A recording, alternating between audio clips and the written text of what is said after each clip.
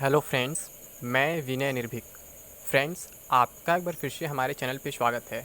Friends, ये काफ़ी late night में वीडियो बना रहा हूँ क्योंकि एक ऐसा नोटिस वायरल हो रहा है जिससे काफ़ी खलबली मच गया है कैंडिडेट्स के बीच में। ठीक है, लगभग रात के 10:15 हो रहे हैं और मैं ये वीडियो रिकॉर्ड कर रहा हूँ। अपलोड करते करते हो सकता है 10:30 पौने 11 हो जाए, लेकिन ये बहुत बड़ी बात है फ्रेंड्स, इस पर चर्चा करना ज़रूरी है। आखिर इस वायरल नोटिस की सच्चाई क्या है? अभी सुबह एक ईमेल रिप्लाई वायरल हुआ था, तो मैंने बताया था कि बिल्कुल फेक है, किसी यूट्यूबर की चाल है महज व्यू सब्सक्राइबर्स कमाने के लिए, बाकी कुछ नहीं है फ्रेंड्स। ठीक है, और ये चाल हमेशा चल रही है, आज से नहीं चल रही है। कोई भी एग्जाम होता है, ये लोग लगातार कुछ ना कुछ अपने मन से बनाते रहते हैं। कोई भी नोटिस वायरल कर देते हैं, कोई भी मेरे रिप्लाई वायरल कर देते हैं, कोई भी कॉल रिकॉर्डिंग वायरल कर देते हैं, कुछ भी कर देते हैं। ठीक है, मैंने भी वायरल किया था, लेकिन मैं खुद नहीं बनाया था, मैं फंस गया था उस जाल में। और तब से मैं जान चुका हूँ कि कोई भी ईमेल रिप्लाई हो या फिर कॉल रिकॉर्डिंग हो, कभी भी रियल नहीं हो सकता है, फेक ही हो सकता है। और अगर कोई वायरल नोटिस भी तो वो भी फेक ही होगा, रियल नहीं होगा। इसलिए मैं हमेशा से कहता हूँ आप लोग आरआरबी के साइट पे चेक करें। मैं भी कॉल रिकॉर्डिंग शेयर करके फंसा था फ्रेंड्स, जिसके वजह से मैं आज तक गाली खाता हूँ। ठीक है, लेकिन मैंने अपनी गलती को एक्सेप्ट किया था, कभी भी उससे भागने का प्रयास नहीं किया। ठीक है, मैंने साफ साफ कहा हाँ मुझसे गलती हुई है। मैं आपसे बोला था कि 28 दिसंबर से एनटीपीसी एग्जाम नहीं होगा, लेकिन हो गया। ठीक है, मैं आपसे लगातार बोला था नहीं होगा। क्यों? क्योंकि कोई नोटिस नहीं आया था रेलवे की तरफ से, रेलवे ने अचानक स्टार्ट किया था, इसलिए मैंने आपसे बोला था। क्योंकि रेलवे का एक नियम होता है फ्रेंड्स कि रेलवे 45 दिन पहले नोटिफाई करता है कभी भी कोई प्रीलिम्स एग्जाम होता है तो। ठीक है, अगर कोई मेंस एग्जाम है तो उसमें ज़्यादा टाइम नहीं लगता है, 1 महीने में, मतलब 1 महीने के अंदर भी हो एग्जाम स्टार्ट करा सकता है रिजल्ट देने के बाद। लेकिन यहाँ प्रीलिम्स की बात हो रही है, अभी यहाँ पे आपकी ग्रुप डी की बात है। ग्रुप डी में केवल सिंगल सीबीटी आपको मालूम है। ठीक है, इसमें सीबीटी 1 सीबीटी 2 भी नहीं है, आपका सीबीटी होगा, फिर आपका पीईटी होगा, फिर आपका मेडिकल वगैरह होगा, डीवी होगा, वो सब होगा। ठीक है, तो अब एक नया नोटिस वायरल हो रहा है जिसको लेकर कुछ यूट्यूबर्स दावा कर रहे हैं कि 100% रियल है। तो सुबह वाले ईमेल रिप्लाई में क्या लिखा हुआ था कि 16 अगस्त से लेकर के 16 नवंबर के बीच आपका एग्जाम होगा। और यहाँ पे क्या लिखा हुआ है, यहाँ पे भी देख लेते हैं इसमें क्या लिखा हुआ है फ्रेंड्स कि इसमें भी कुछ 16 अगस्त से ही चर्चा किया जा रहा है, बट इसमें 16 नवंबर शायद मेंशन नहीं, 16 नवंबर तक ही चलेगा। इसमें शायद 16 अगस्त 31 से बात की जा रही है, लेकिन देखते हैं डिटेल में इसमें क्या है, फिर हम बताएंगे ये कैसे फेक है। मैं तो पहले बोल चुका हूँ फेक है। कोई भी नोटिस आएगा आपके ऑफिशियल साइट पर आएगा, आरआरबी पे आएगा। ठीक है, ऐसे फालतू नोटिस इधर उधर नहीं वायरल होते हैं। आरआरबी इतना फ्री नहीं बैठा हुआ है कि वो आपको नोटिस आपके घर पहुंचा देगा पहले, फिर बाद में अपने साइट पर अपलोड करेगा। ठीक है, कोई भी नोटिस आता है पहले आरआरबी पे आता है। तो हम देख लेते हैं इसमें कहाँ से पता चलता है कि ये नोटिस फेक है, रियल नहीं है, हम इसकी चर्चा करते हैं। ठीक है, तो ये देखिए फ्रेंड्स, ये आज नोटिस वायरल हो रहा है। ये देखिए, जिसने भी इसे टाइप करके बनाने का प्रयास किया है वो इतना बड़ा मूर्ख है कि कहा नहीं जा सकता है। देखिए यहाँ पे लिखा है government of India ministry of Railways. ऐसे ही सुबह वाले नोटिस में क्या मिस्टेक हुआ था फ्रेंड्स, वहाँ इतने स्पेलिंग मिस्टेक हुए हैं, इतने ग्रामेटिकल एरर हुए हैं कि अगर आपको इंग्लिश की नॉलेज है, इंग्लिश ग्रामर की नॉलेज है, आप वैसे ही पकड़ लिए होते हैं कि वो फेक ईमेल रिप्लाई था। और वैसे मैं आपसे कहता हूँ ईमेल रिप्लाई कभी भी आपको पर्सनली नहीं आ सकते हैं, कभी कोई पर्सनली आपको नोटिफाई नहीं करेगा कि इस डेट से एग्जाम होने वाला है, या फिर किसी का इंटरनल ईमेल कभी वायरल नहीं हो सकता। मैं बार बार कहता हूँ। यहाँ पे देख रहे हैं आरआरबी का जब कोई नोटिस आता है तो ऊपर के लाइन में लिखा रहता है गवर्नमेंट ऑफ इंडिया, फिर नीचे लिखा रहता है मिनिस्ट्री ऑफ रेलवेज़। अब यहाँ पे आप लोग कुछ लोग कंफ्यूज हो सकते हैं कि जो ग्रुप डी की वैकेंसी है वो आरआरसी की है, फिर ये आरआरबी क्यों है, तो क्या होना चाहिए। तो फ्रेंड्स, सबसे बड़ी बात ये है, इस बार का जो नोटिफिकेशन है वो आरआरसी ने निकाला है, पिछले बार का नोटिफिकेशन जो है आरआरबी ने निकाला था। बट आपका जो रिटन एग्जाम है सीबीटी है वो आरआरबी कराएगा, इसमें कोई डाउट नहीं है। तो यहाँ पे रेलवे गवर्नमेंट बोर्ड्स अगर लिखता है तो चलेगा, उसमें कोई डाउट नहीं है। लेकिन उसके अलावा कुछ प्रॉब्लम्स हैं फ्रेंड्स, देख सकते हैं। सबसे पहले मैं क्या बोला हूँ, गवर्नमेंट ऑफ इंडिया और मिनिस्ट्री ऑफ रेलवे नीचे होना चाहिए, फिर उसके नीचे आपका रेलवे गवर्नमेंट बोर्ड्स होना चाहिए। लेकिन जो यहाँ पे लिखा हुआ है CN02/2019 ये गलत है।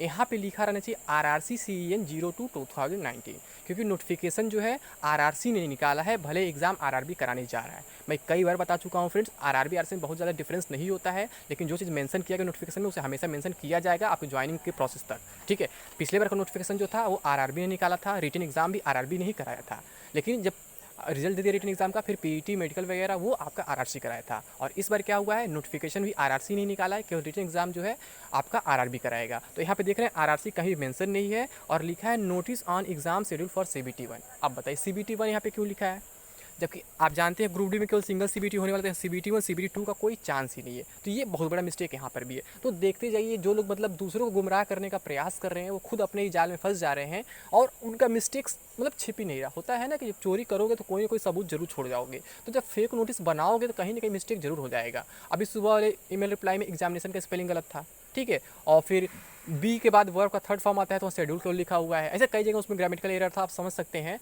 तो फ्रेंड्स, मतलब ये लोग पता नहीं क्या चाहते हैं और आप लोग भी नहीं समझ पाते हैं इनके चाल को, लेकिन आप लोग मुझे उल्टा गाली देते हैं। तो ये आप लोग का मतलब मैं क्या करूँ, मुझे नहीं समझ में आता है। देखते हैं इसमें डिटेल में क्या लिखा हुआ है।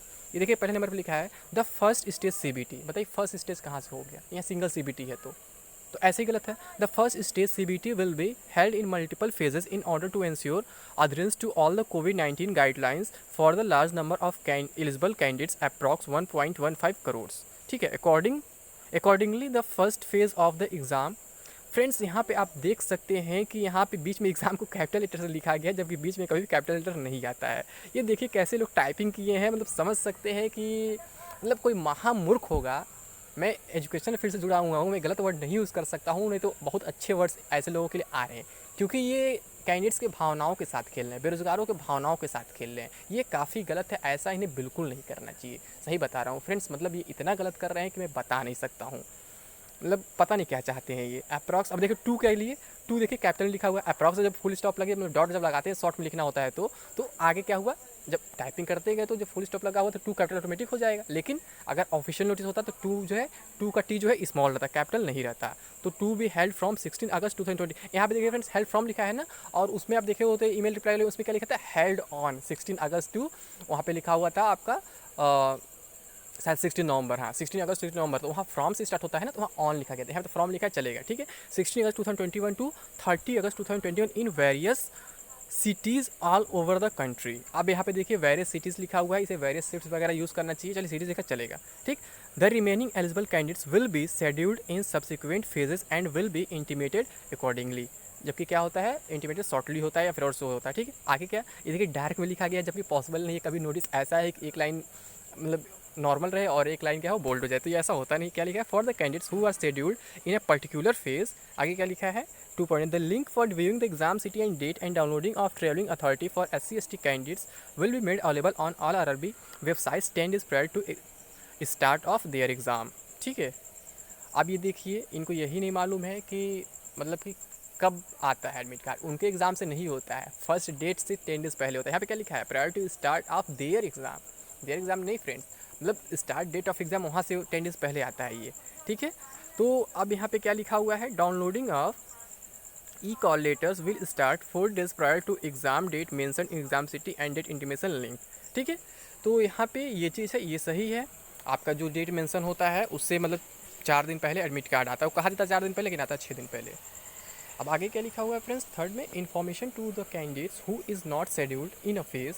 यहाँ पे देखिए इन अ फेज़ क्या, नहीं लिखा गया इन फर्स्ट फेज़, तो इन अ फेज़ लिखा गया है। तो on accessing the link for viewing the exam city and date message will be displayed, dear candidate you are not scheduled in the present phase. अब बताइए इतना डिटेल में कौन लिखता है, इतना डिटेल में कभी आरआरबी लिखता है।